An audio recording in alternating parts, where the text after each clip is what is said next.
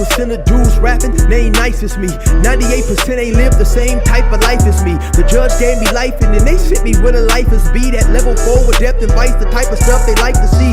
Two choices, fight or flee. I refuse to die a chump. I never been a mark, but damn, it's scary when that riot jump. I seen dudes cry, get pumped, and some sexually brutalized. Knew a dude who lost his life and he was only doing 5 year-long racial fights when homie all you do is ride. Lonely days and nights up in a hole causing suicide. From the moment you arrive, you see the Mexican mafia, AB skinheads with big giant swastikas, pro-black philosophers, the BGF, the Kumi, and Muslims who will murk you from the nation to the Sunni. That MS was loony, quick to ride up on they rival. Even Christians went to church, hide knives up in a Bible. Political and tribal, the Crips and Damus, the Long Beach, the Hubs and the Dubs and the Grooves, the IE, the Bakersfield, the Dago Pyrus, the hustlers quick to roll, the gangsters don't move. Say, what's cracking, YouTube?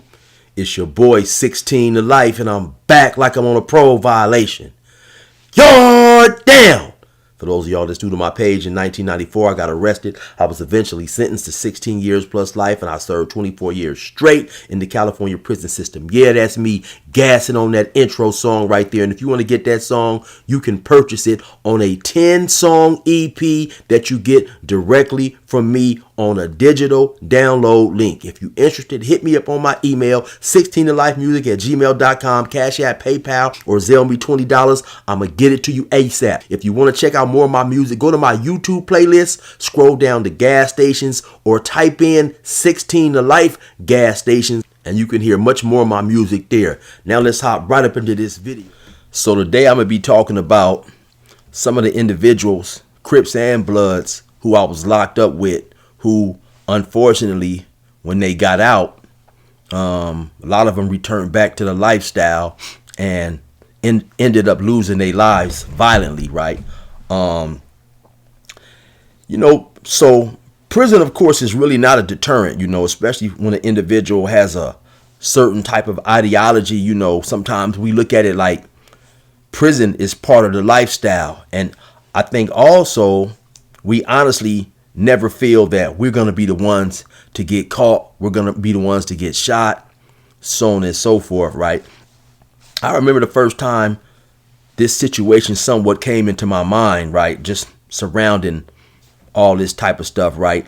I happen to be in a reception center now. The reception center is when you leave the county jail after you first get sentenced.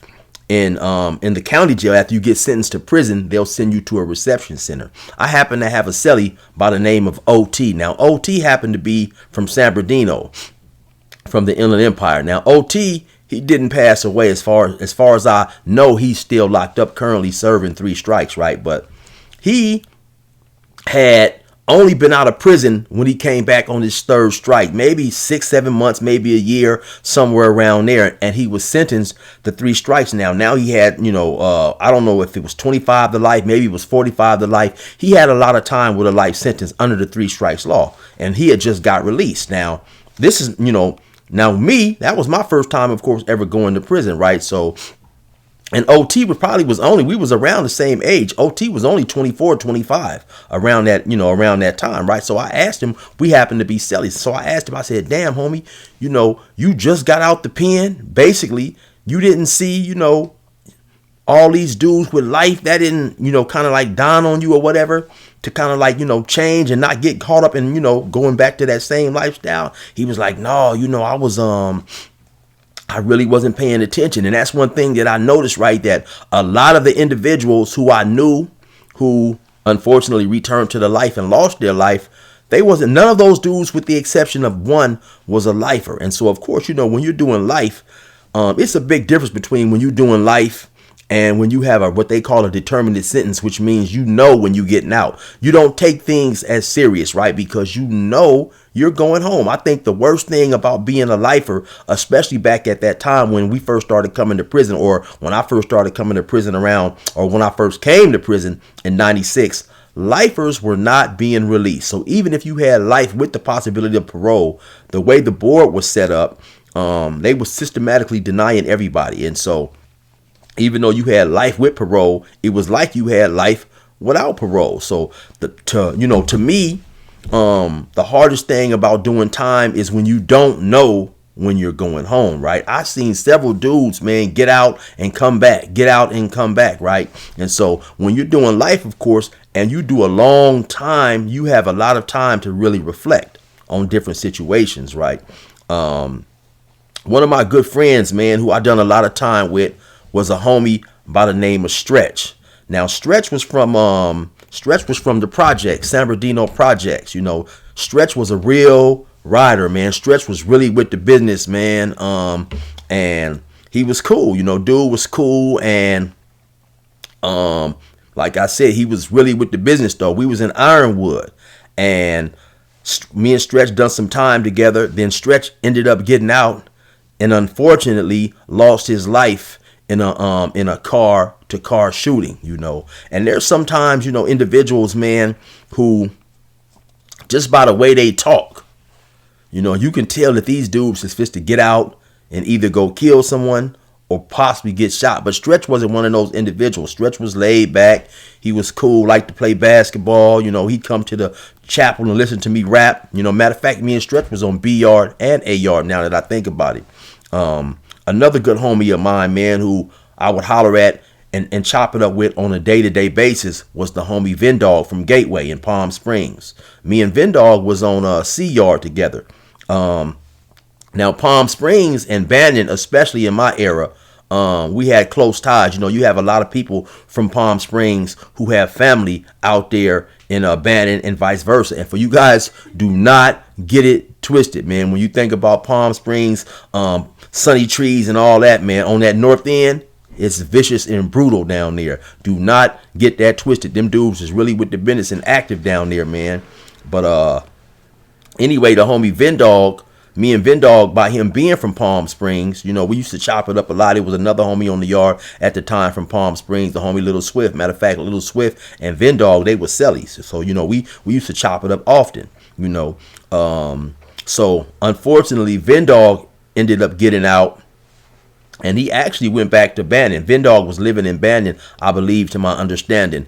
Something came up with one of his homeboys or somebody he knew who had joined some little clique, and he was taking him to get put off that clique. And so he took the dude up there, to my understanding. I could be wrong about this. They started fighting, you know. They was going to put him off the clique that he had joined or whatever. I guess, you know, they got to fighting and beating on him too much. And Vendog stepped up and said something or whatever. I don't know. It went haywire. And unfortunately, Vendog and somebody else ended up getting killed. I believe it may have been the individual who he took to get put off from the gate, right? But they ended up getting killed and losing their life, man. Another one of my homies, right? And this is the only dude out of the group who was a lifer, Smooth. And actually, Smooth, or some people know him as Turhan, he was from Delman Heights, right? Now, Smooth was a good homie, right? Smooth was real funny and crazy and stuff. And actually, Smooth was the very first individual that I saw that who was a lifer got found suitable. And basically, you know, they basically, what suitable is when they say, okay, you go to the board and they find you, basically telling you supposed to get parole. Right now, I wasn't on the yard when Smooth ended up leaving, because before he could leave and go home, I transferred. We was at Ironwood. I was on B yard and A yard with Smooth too, but I ended up going across the street to Chuckawalla before Smooth went home. Then I ended up running across Smooth again at CMC East. You know, Smooth kind of got out there and was wilding. You know, me and Smooth ended up talking for quite some time at CMC East, and he was telling me, you know, some of the things he had going on and how he had got out and almost caught another life sentence. But just so happened for Smooth, he had a district attorney who was trying to give him life. And so he fought it for like maybe a year. Then suddenly he went to court, and that DA had got off the case and went somewhere else, and they gave him another, I think he said it was an Asian lady, and she offered him like 3 or 4 years, and he took it. But Smooth was out there running around doing what he do, and unfortunately got into it with somebody and came back a little later, and the dude shot Smooth a couple of times in the head, you know, unfortunately. Another one of the individuals who I was locked up with was a well-known individual from San Bernardino by the name of Corn, or Corn Dog. Corn, it escapes my mind real quick where he was from, but it'll come to me in a hot second. Gilbert Street. Corn was from Gilbert Street. Now, me and Corn was at CMC East. Corn was real quiet for the most part. You know, he stayed to himself with the homies. He didn't bother nobody. But by the time Corn had hit CMC, you know, his reputation in the street was well established, right? And so he was just chilling on the yard, chilling, you know. And unfortunately, Corn went back out there and got into some type of altercation in the Delman Heights area. And I believe Corn and another blood got into a shooting, and I believe they both was killed. And so another individual who I was locked up with, and all these dudes are not from the IE area. Another dude who I was locked up with, who unfortunately got out there and lost his life, was Mo C from Grape Street. Me and Mo C was on a yard together. Me and Mo C used to work together. Wasn't work. We was going to behind, but they call it work exchange. But we was back there in a class, like a typing class, a computer class or whatever. We used to play Scrabble all the time. Mo C was a youngster at that time. When I say youngster, he probably was 23, 24, maybe somewhere up in there, maybe even possibly a little younger. Me and Mo C used to play Scrabble. Mo C used to love to play Scrabble all the time, right? So with Mo C, I heard that he went back out there. Mo C was from Grape Street, and he unfortunately lost his life in the projects, in his own projects, right? And so, like I say, man, I just know a lot of individuals. And when you're in prison and you don't have a life sentence, a lot of times, man, it's, doing time is somewhat like fun, or at least that's the appearance individuals put on when they out there with their homeboys. You know, they running around and they laughing because you can't, it's frowned upon, of course, to be sad and show weakness and so on and so forth. I remember a good friend of mine, he now rests in peace, but he didn't pass away to violence. My homie Steve-O from California Gardens, good dude. I had done time with Steve-O on 2 or 3 different occasions when this event that I'm going to talk about happened, which was, we was on the yard one day. They called him to the office. His mother passed away. So he come back, and he telling me what happened and stuff. And then, a tear dropped down his eye. Then he wiped his eye. He like, oh, man, I can't be out here crying, man. I don't want people to see me thinking I'm soft or whatever. I said, homie, don't trip on that, homie. Your mom passed away. It's to be expected, right? But I just point that out to say that even under the most worst conditions, individuals feel that they cannot, show weakness or be sad in prison because other people will exploit that or look at them as not a stand-up gang member or whatever it is, right?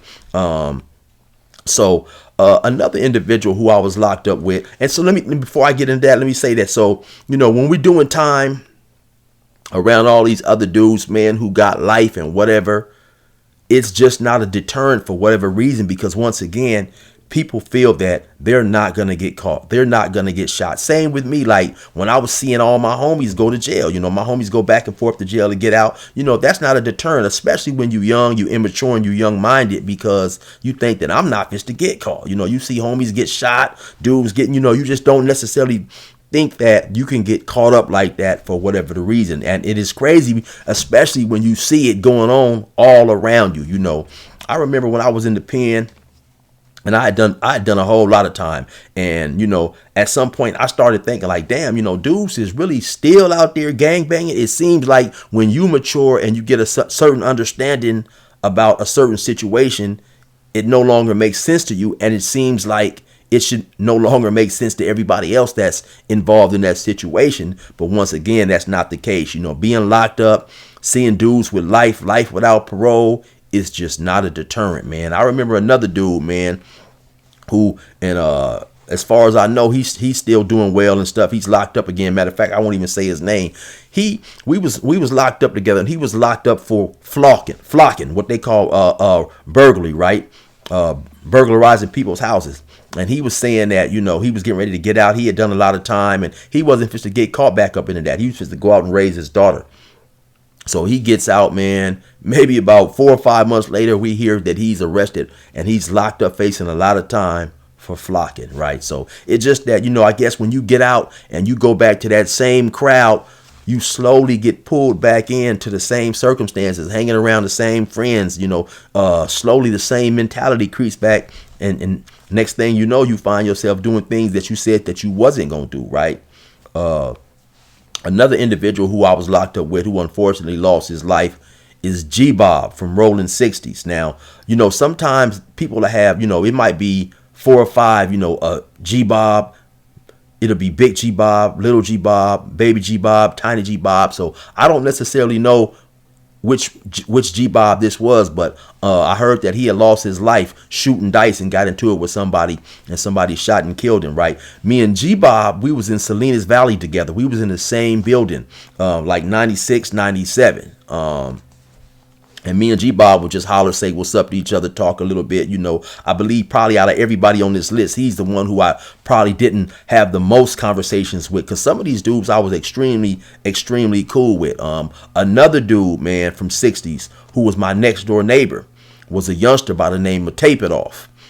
Tape It Off was cool, man. Real cool youngster, man. Was my next door neighbor. He would always come in the cell and hang out with me and stuff, chill, chop it up, laugh, talk, all that, man. And so, I don't know, somebody a few years ago, somebody told me that Tape It Off had got out there and got killed. And I was like, oh man, that was just a real good dude. Always had a big old smile on his face, always laughing, clowning. When I told the story about Douglas Douglas, me and Tape It Off used to clown all the time and stuff. And and so I don't know if you guys had heard that story or whatever, but yeah, that was me and my partner, Tape It Off, right? And so the other day, while I'm watching just a random story on Rap News Street Politics, and the dude is talking about a story of these couple, they out there robbing and doing this and that or whatever, getting caught up and had popped on a bunch of people.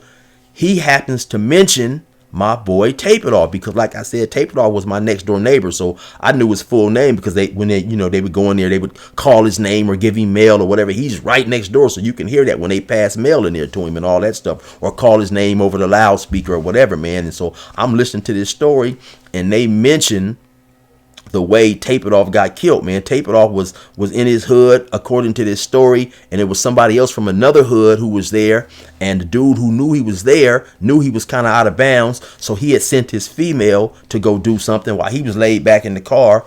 Tape It Off walks up on the car and asks him, hey man, what you doing up in here? You got to get up out of here, so on and so forth. Dude pulled out a gun and shot him, man. And so, yeah, Tape It Off was, like I said, a real good friend of mine, man. Real good dude, man. Almost like I consider, like my little cousin or something. I used to always look out for Tape It Off, chop it up with him. And so, it's just crazy, right? It was another dude who I was in Ironwood with on A-Yard. His name was Chubbs from Pomona, and Chubbs used to rap. Now I had met Chubbs through my homeboy T-Roll, rest in peace. T-Roll was from Colton City Crip. I'm gonna do a story on T-Roll too. T-Roll unfortunately passed away in the pen. And so anyway, due to the fact that Chubbs was from Pomona. I don't know if Chubbs and T-Roll had been in YA or something together, Youth Authority, or they had just happened to meet on the yard. But I had met Chubbs through T-Roll, and unfortunately, I heard Chubbs got out there and once again got killed.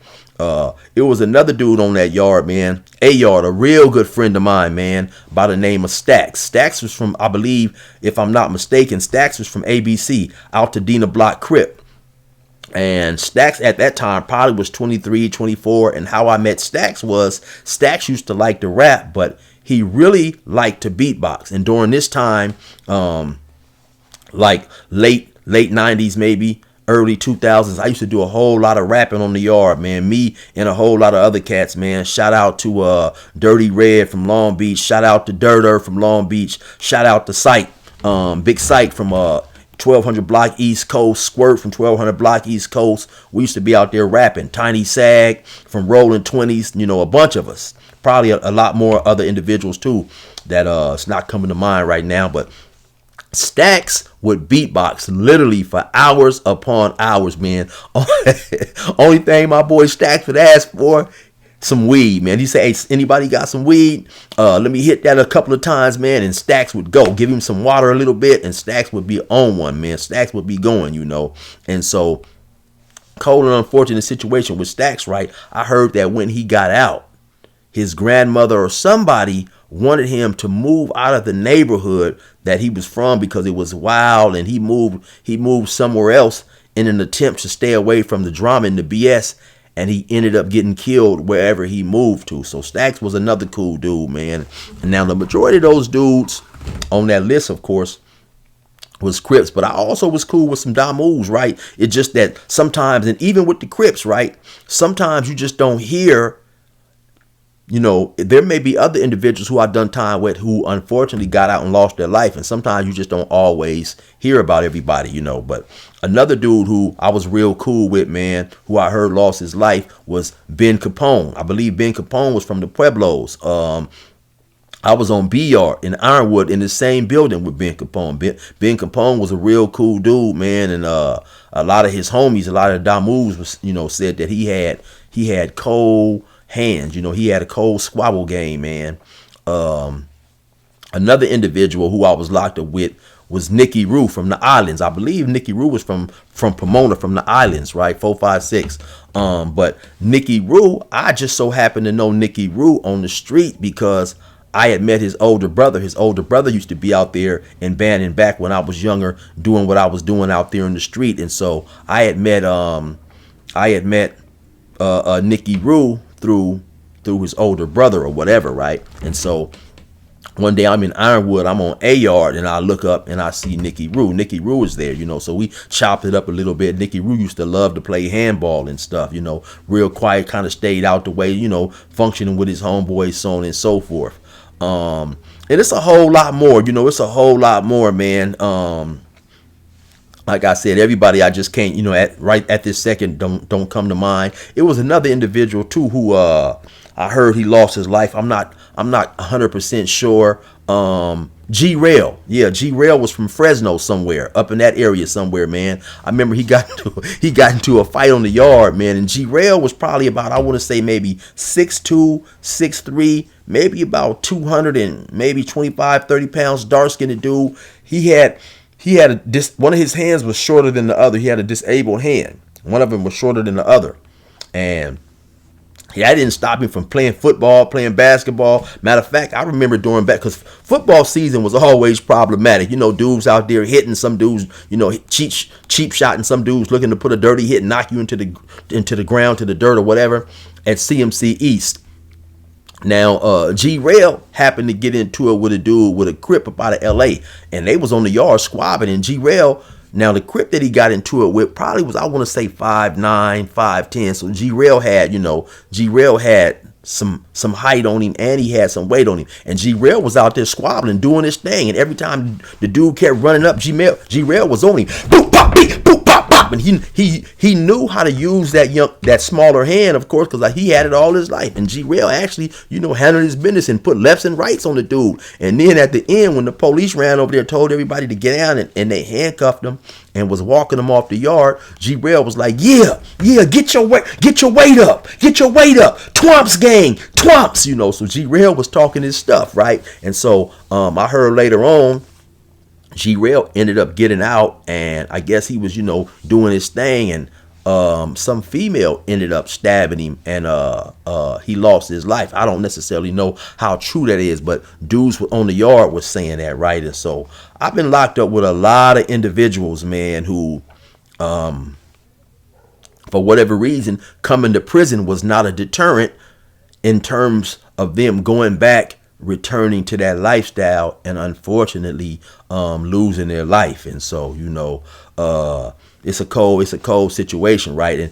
And I know countless individuals, man, who have got out and returned to that lifestyle and came back to prison with life sentences, you know, way too many to name, man. I remember one time when I was on the 2 yard up there at Sat F, which is Corcoran. I was charged with a sticking. I went to the hole. I ended up beating a sticking, but due to a fight that I got into, and when they took me to the hole, they charged me with resisting staff. The police slammed me or whatever. They gave me some 115s and ran my points up. So now I no longer was a level 2. I really was a level 3. Excuse me. I really was a level 3, but they put me on a level 4 yard 180. So right as I'm coming in the building, a dude hollers out to me like, "Hey, Chill, is that you? Chill, what's up?" And he told me his name. Matter of fact, Killer White from Pasadena Raymond. This is little Killer White from Pasadena Raymond, or baby Killer White, or whatever he was going by, right? I didn't remember him, right? So when I go into my cell, just so happen he is like in the cell above me where we can talk through the vent. He was like, hey man, you don't remember me? I'm like, no. He's like, we was in Ironwood together on A Yard. He's like, man, I used to get packages for you all the time, because when you locked up in prison every 3 months, back then we could get a 30-pound package sent from home. You know, we could get candies, tennis shoes, certain type of clothes, hair grease, you know, just a whole bunch of different things that they would let us have, you know, cookies, Kool-Aid, you know, all types of stuff, right? And everybody doesn't always get a package. So what we would do sometimes, we would find an individual who's not getting a package, and, you know, we would ask him, hey man, you know, throw you a few items in there, what you want. I'll have my people get you some things, and you get a package, and you get a package, you know, I'll get a package in your name or whatever. And so he had, you know, used to get packages for me all the time. And the reason why I didn't remember him is, at that time in Ironwood, he was going by a different name. But I guess when he got out, for whatever reason, he changed his name, and he was going by a different name or whatever. And he had came back with like 125 years to life. I remember he used to rap too. I remember we was in Ironwood, man. He was talking about he was getting ready to get out. We was in the same building and everything. And I was telling him, yeah, homie, you know, when you get out there, man, you know, stay safe, stay away from the BS, so on and so forth. He's like, oh yeah, man, I'm supposed to get out. I'm supposed to work. You know, I got this set up. I got a job set up, blah, blah, blah, whatever. Unfortunately, he got out, got caught back up in the same thing, and came back with a bunch of time. Now, when I seen him, he had around 75 or 85 to life. But he told me he had just come back from court, and he had got some time, took off like 30 or 40 years. So he had way more time than that. So I guess they had illegally sentenced him, or you know, enhanced his time when they shouldn't have. So he had about 75 or 85 to life then, after getting several years took off, right? And so also he happened to be on the yard with his brother. His brother was on the yard, and his brother was a blood. He was a Crip. His brother was a blood, right? So yeah, just all types of crazy stuff going on, man. And you know, at the end of the day, for whatever reason, for most individuals, especially when they're young, when you come to prison and you're around all these dudes, man, who have a lot of time, it's just not a deterrent. You know, it's sad, but I think prison is somewhat like a college for street knowledge. You know, individuals come to prison, and if it's your ambitions to be a better blood, to be a better Crip, you know, you supposed to get what you call laced up. You supposed to get game on how to conduct yourself, you know, how to do this, how to do that. You may be around homies who are locked up for robberies, and now they telling you, hey homie, listen, when you go out, this how you hit a lick, this how you do a robbery. Now, why an individual would take robbery advice from somebody who's locked up for doing a robbery, I don't know. But, you know, everybody always thinks they got the answer. Homie, look, this is what I did wrong. You know, this is what you need to do, or whatever. And so these individuals, they get this knowledge, you know, from these older dudes, and they return to the street with the mindset to be better criminals. And sometimes that doesn't always work out. Anyway, though, man, I want to say rest in peace to everybody who I mentioned in this story.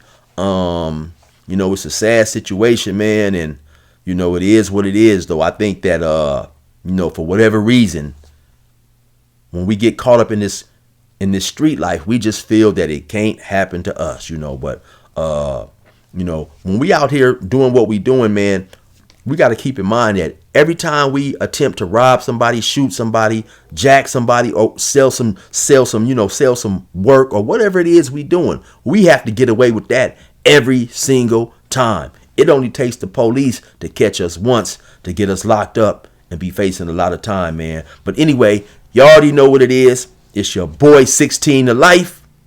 Resume normal program.